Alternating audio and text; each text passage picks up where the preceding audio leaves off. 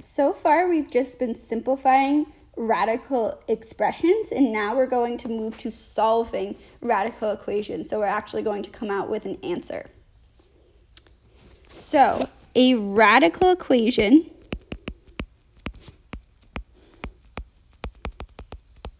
is an equation that has a variable in the radicand, like an x, or a variable with a rational exponent. We specifically call equations with square root equations. We're going to solve radical equations by isolating the radical on one side and then raising each side to the appropriate power. Solving square root equations may require that you square both sides of the equation, and this may introduce extraneous solutions. So we're going to encounter a few of these today, and I'll show you what I mean. So the first thing that we're going to try is to solve these following square root equations. So this first one has a square root in it. What I like to do first is draw a box around the square root, and I try to get this on a side all by itself. So that means the first thing I have to do is subtract the 3 from both sides. When I do that, I get the square root of 2x minus 3 equals 5. Now at this point, I have the square root isolated. To undo a square root, I square. So what I'm going to do at this point is square both sides. When I do that, I end up with 2x minus 3. Notice how the square root canceled the square, equals 25. Now it's just a regular algebraic equation, and I can just solve for x. So I'm going to add 3 to both sides, and I get 2x equals 28. And when I divide both sides by 2, I get x equals 14. Here's another example. So in this example, again, I'm going to draw a box around my radical and try to get it alone first. So I isolate first. I add 5 to both sides, and I get the square root of 4x plus 1 equals 5. Now that it's isolated, I'm going to square both sides. So then I end up with 4x plus 1, because the square root cancels the square, equals 25. Now I subtract 1 from both sides, which means 4x equals 24. Divide both sides by 4, so x is 6. Now sometimes we encounter equations where there's 2 radicals, so there's a radical on each side. In this case, the first thing we can do is try to just square both sides. So the first thing is I'm just going to square this, and I'm going to square this. Then I end up with 2x plus 1 equals x. Now I just solve as usual. So I subtract x from both sides. I get x plus 1 equals 0. And then I subtract 1 from both sides, and I end up with x equals negative 1. Same thing with this one. If I just have 2 square roots on each side, I'm just going to square both of them. So then I end up with 5x plus 4 equals 2x plus 1. Now I'm just going to solve for x. I subtract 2x from both sides, which means 3x plus 4 equals 1. Then I subtract 4 from both sides, so 3x equals negative 3. Now I divide both sides by 3, so I get x equals negative 1. So far we haven't encountered any issues. Now at this point, when you raise each side of an equation to a power, it's possible to introduce extraneous solutions. So it's really important that you check your answer in your original problem. So let's see what happens in this next one. And we're on the lookout for extraneous solutions, these extra solutions that we find but aren't actually true. I'm going to isolate this square root by first adding 5 to both sides. Then I get x plus 7 equals square root of x plus 7 equals x plus 5. So I'm going to square both sides now, and I'm going to be really, really careful with what I do.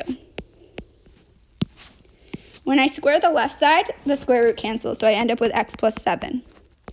Remember now, when I square the right side, I have to remember to FOIL. So this becomes x plus 5 times x plus 5. And now I'm going to FOIL it out. So I get first is x squared and then outer and inner is 5x plus 5x, which is 10x, and last is 25. Now I have a quadratic. Remember when we solve a quadratic, we have to try to get it set equal to 0. So I'm going to move these two terms over to the other side. When I do that, I get x squared plus 9x plus 18 equals 0. Let's try to see if we can factor. So we're going to see what multiplies to 18 and adds to 7. Well, adds to 9. That's going to be x plus 6 and x plus 3. So when this happens, remember I'm going to get two solutions. I get x plus 6 equals 0 and x plus 3 equals 0. I set both factors equal to 0. I solve and I get x equals negative 6 or x equals negative 3. Now let's see what happens when I check. So I'm going to check both of my answers. If I plug in a negative 6 to my original equation, in the radical I have negative 6 plus 7, so that's going to be the square root of 1 minus 5 equals negative 6. Well, does 1 minus 5 equals negative 6? Yeah, that works. So this is a solution, right? Or wrong, right? Oh, wrong. This is not a solution because 1 minus 5 is not negative 6. So this one, sorry about that, is extraneous. So I'm just going to cross it off and I can write extraneous. Let's try the other one. X equals negative 3. I plug that in. I get negative 3 plus 7, which is 4, minus 5. And does that equal negative 3? Let's see. Does 2 minus 5 equal negative 3? Yes. So this one is a solution. So this is, in fact, our only solution.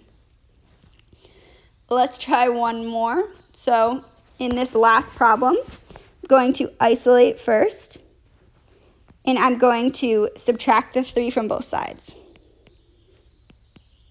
So I get the square root of 5x minus 1 equals x minus 3.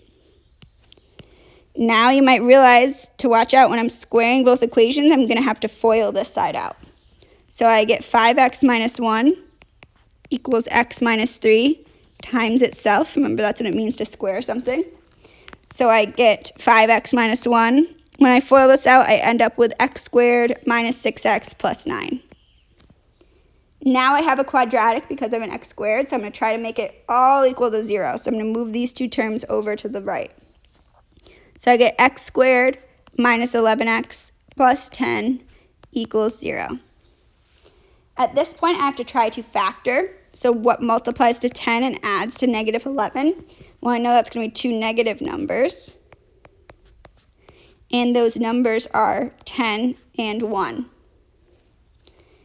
Now when I solve, I have x minus 10 equals 0 or x minus 1 equals 0, which means x equals 10 or x equals 1. But I have to be careful and check my answers because one of these might be extraneous. So let's plug 10 back in. When I plug 10 back in, I get the square root of 49 plus 3 equals 10. Is that true? Does 7 plus 3 equal 10? Yes, it does. Let's try 1. If I plug in a 1 here, I'll end up with the square root of 4 plus 3 equals 1. Is that true? Does 2 plus 3 equal 1? No. So this answer is extraneous. So this one doesn't work, and this is our only answer. Notice this happens. We end up with extraneous solutions. We didn't end up with any up top. We end up with extraneous solutions, especially when there's a variable that's on the outside. So when we end up with something that's quadratic, because there's a variable on the outside, we end up often with extraneous solutions.